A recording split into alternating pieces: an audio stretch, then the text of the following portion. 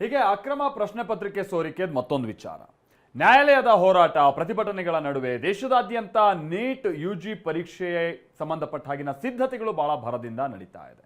ಈ ಬಾರಿ ಯಾವುದೇ ಲೋಪ ಆಗದೇ ಇರೋ ರೀತಿಯಾಗಿ ನ್ಯಾಷನಲ್ ಟೆಸ್ಟಿಂಗ್ ಏಜೆನ್ಸಿ ಯುದ್ಧೋಪಾದಿಯಲ್ಲಿ ಸಿದ್ಧತೆಯನ್ನು ನಡೆಸ್ತಾ ಇದೆ.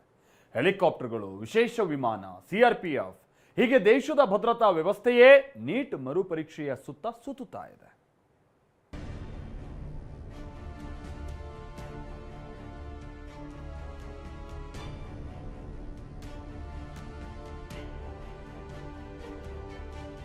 ಜೂನ್ 21ರಂದು ಅಂದ್ರೆ ಭಾನುವಾರ ದೇಶಾದ್ಯಂತ ನೀಟ್ ಯುಜಿ ಮರುಪರೀಕ್ಷೆ ನಡೆಯಲಿದೆ. ಇದಕ್ಕಾಗಿ ನ್ಯಾಷನಲ್ ಟೆಸ್ಟಿಂಗ್ ಏಜೆನ್ಸಿ ಯುದ್ಧದ ರೀತಿ ಸಿದ್ಧತೆ ನಡೆಸಿದೆ. ದೇಶದ 552 ನಗರಗಳಲ್ಲಿ 5,000ಕ್ಕೂ ಹೆಚ್ಚು ಪರೀಕ್ಷಾ ಕೇಂದ್ರಗಳಲ್ಲಿ ಪರೀಕ್ಷೆ ನಡೆಯಲಿದೆ. ಅಷ್ಟೇ ಅಲ್ಲ, ಭಾರತದ ಗಡಿಗಳನ್ನ ದಾಟಿ ವಿಶ್ವದ ವಿವಿಧ 14 ನಗರಗಳಲ್ಲೂ ನೀಟ್ ಪರೀಕ್ಷೆ ನಡೆಯಲಿದೆ.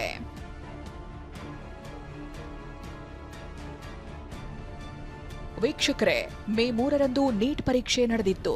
ದೇಶದ ಹಾಗೂ ವಿದೇಶದ 22,79,00,000 ವೈದ್ಯಾಕಾಂಕ್ಷಿಗಳು ಪರೀಕ್ಷೆ ಬರೆದಿದ್ರು. ಆದರೆ ಪ್ರಶ್ನೆ ಪತ್ರಿಕೆ ಸೋರಿಕೆ ಆರೋಪದ ಬೆನ್ನಲ್ಲೇ ಈ ಪರೀಕ್ಷೆ ರದ್ದುಗೊಂಡಿತ್ತು. ಆದ್ರಿಂದ ಭಾನುವಾರ ಜೂನ್ 21ಕ್ಕೆ ನೀಟ್ ಮರುಪರೀಕ್ಷೆ ನಡೆಯುತ್ತಿದೆ. ಭಾನುವಾರ ನೀಟ್ ಮರುಪರೀಕ್ಷೆ, ಎನ್ಟಿಎಯಿಂದ ಯುದ್ಧದ ರೀತಿ ಸಿದ್ಧತೆ. ಹೆಲಿಕಾಪ್ಟರ್ ಮೂಲಕ ಪ್ರಶ್ನೆ ಪತ್ರಿಕೆ ರವಾನೆ, ಪ್ರತಿ ಹಂತದಲ್ಲೂ ಸಿಆರ್ಪಿಎಫ್ ಕಾವಲು. ಕಳೆದ ಬಾರಿಯ ನೀಟ್ ಪರೀಕ್ಷೆ ವೇಳೆ ಕೇಳಿಬಂದ ಅಕ್ರಮಗಳ ಆರೋಪ, ಪ್ರಶ್ನೆ ಪತ್ರಿಕೆ ಸೋರಿಕೆ ವಿವಾದ, ಪರೀಕ್ಷಾ ವ್ಯವಸ್ಥೆಯ ಮೇಲೆಯೇ ಮೂಡಿದ್ದ ಅನುಮಾನಗಳ ಕಾರಣ ಈ ಬಾರಿ ಎನ್ಟಿಎ ಯಾವುದೇ ರಿಸ್ಕ್ ತೆಗೆದುಕೊಳ್ಳಲು ಸಿದ್ಧವಿಲ್ಲ. ಇದಕ್ಕಾಗಿಯೇ ಪ್ರಶ್ನೆ ಪತ್ರಿಕೆಗಳ ಸುರಕ್ಷಿತ ಸಾಗಣೆಗಾಗಿ ವಿಶೇಷ ಭದ್ರತಾ ವ್ಯವಸ್ಥೆ ರೂಪಿಸಲಾಗಿದೆ. ಕೆಲವೆಡೆ ಹೆಲಿಕಾಪ್ಟರ್ ಮೂಲಕ, ಮತ್ತೆ ಕೆಲವೆಡೆ ವಿಶೇಷ ವಿಮಾನಗಳ ಮೂಲಕ ಪ್ರಶ್ನೆ ಪತ್ರಿಕೆ ಬಂಡಲ್ಗಳನ್ನು ರವಾನೆ ಮಾಡಲಾಗ್ತಿದೆ. ಪ್ರಶ್ನೆ ಪತ್ರಿಕೆ ಪರೀಕ್ಷಾ ಕೇಂದ್ರಗಳಿಗೆ ತಲುಪುವ ಪ್ರತಿ ಹಂತದಲ್ಲೂ ಸಿಆರ್ಪಿಎಫ್ ಕಣ್ಗಾವಲು ಇರಲಿದೆ.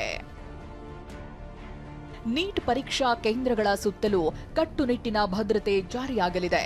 ಪರೀಕ್ಷಾ ಕೇಂದ್ರದ 200 ಮೀಟರ್ ವ್ಯಾಪ್ತಿಯನ್ನ ನಿಷೇಧಿತ ಪ್ರದೇಶ ಎಂದು ಘೋಷಿಸಲಾಗಿದ್ದು, ನಿಷೇಧಾಜ್ಞೆ ಜಾರಿಯಾಗಲಿದೆ.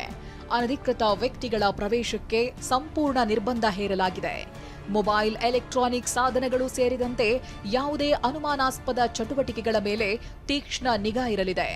ಯಾವುದೇ ಅಕ್ರಮಕ್ಕೆ ಅವಕಾಶ ನೀಡದಂತೆ ಕಟ್ಟುನಿಟ್ಟಿನ ಭದ್ರತಾ ವ್ಯವಸ್ಥೆ ರೂಪಿಸಲಾಗಿದೆ.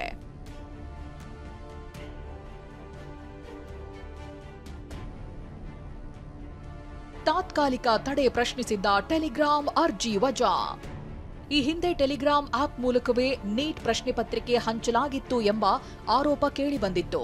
ಹೀಗಾಗಿ ನೀಟ್ ಪ್ರಶ್ನೆ ಪತ್ರಿಕೆ ಸೋರಿಕೆ ತಡೆಯಲು ಜೂನ್ 22ರವರೆಗೆ ಭಾರತದಲ್ಲಿ ಟೆಲಿಗ್ರಾಮ್ ಆಪ್ ನಿಷೇಧಿಸಲಾಗಿದೆ. ಆದರೆ ಕೇಂದ್ರ ಸರ್ಕಾರದ ಈ ನಿರ್ಧಾರ ಪ್ರಶ್ನಿಸಿ ಟೆಲಿಗ್ರಾಮ್ ಹೈಕೋರ್ಟ್ನಲ್ಲಿ ಅರ್ಜಿ ಸಲ್ಲಿಸಿತ್ತು. ಆದರೆ ಟೆಲಿಗ್ರಾಮ್ ವಿರುದ್ಧ ಕೇಂದ್ರ ಸರ್ಕಾರ ತೆಗೆದುಕೊಂಡ ಕ್ರಮವನ್ನ ದೆಹಲಿ ಹೈಕೋರ್ಟ್ನಲ್ಲಿ ಸಮರ್ಥನೆ ಮಾಡಿಕೊಂಡಿದೆ. ಈ ಬೆನ್ನಲ್ಲೇ ಹೈಕೋರ್ಟ್ ಟೆಲಿಗ್ರಾಮ್ ಸಲ್ಲಿಸಿದ್ದ ಅರ್ಜಿಯನ್ನ ವಜಾ ಮಾಡಿದೆ. ಹೀಗಾಗಿ ಮರುಪರೀಕ್ಷೆಗೆ ಇದ್ದ ಕಾನೂನು ಅಡೆತಡೆಗಳು ನಿವಾರಣೆಯಾದಂತಾಗಿದೆ.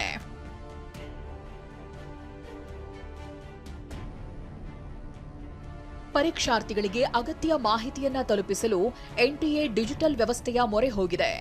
ಅಡ್ಮಿಟ್ ಕಾರ್ಡ್ ಹಾಗೂ ಪರೀಕ್ಷಾ ಕೇಂದ್ರದ ಮಾಹಿತಿಯನ್ನ ವಾಟ್ಸ್ಆಪ್ ಮೂಲಕ ಕಳಿಸಲಾಗ್ತಿದೆ. ಹೀಗೆ ಮರುಪರೀಕ್ಷೆಗೆ ಸಕಲ ಸಿದ್ಧತೆಗಳು ಪೂರ್ಣಗೊಂಡಿದೆ. ಆದರೆ ಇದರ ನಡುವೆ ನೀಟ್ ಮರುಪರೀಕ್ಷೆಯ ಒತ್ತಡಕ್ಕೆ ಸಿಲುಕಿ ಈಗಾಗಲೇ 11 ಮಂದಿ ವೈದ್ಯಾಕಾಂಕ್ಷಿಗಳು ಬಲಿಯಾಗಿದ್ದಾರೆ.